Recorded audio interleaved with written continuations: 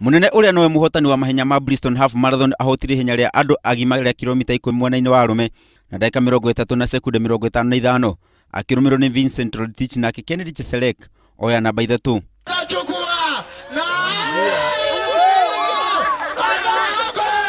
Munene wa atumia ihenya ria andu agima Shira Chesang wa ruhonge rwa GSU ayukire uhotani na dakika 35 na sekunde 56 nake Pauline Njeru ahotana namba 2.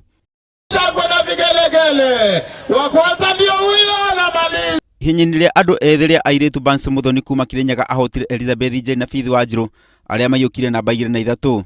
Mita kilomita 6 umri mdogo. Asante sana. Ikereka rĩu rĩa kanana riuma na namba nini ya andũ arĩa makwĩyumĩrĩte gũtenyera. Munini wa president kĩama-inĩ kĩa AK akĩheana gĩtũmi.